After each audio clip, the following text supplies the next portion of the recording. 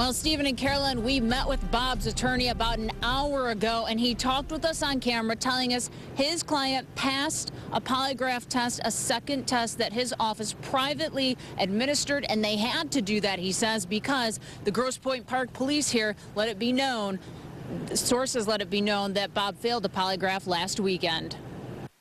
What the administrator told me was that in his opinion, Bob Bashara did not kill his wife, and Bob Bashara had nothing to do with his wife's death.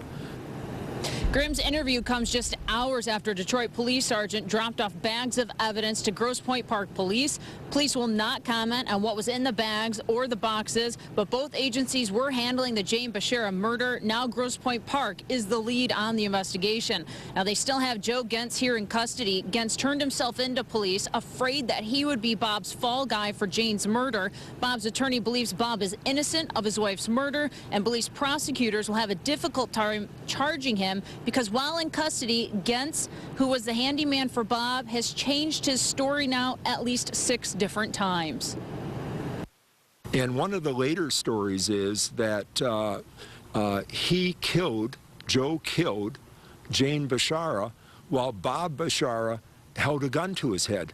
How much sense does that make? I mean, that would be the most bizarre killing of all time. His stories keep getting worse.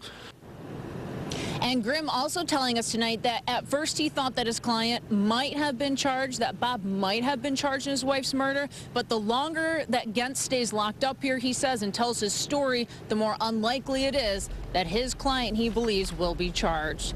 Live in Grosse Pointe Park, Julie Bonovich, 7 Action News. All right, thanks a lot, Julie.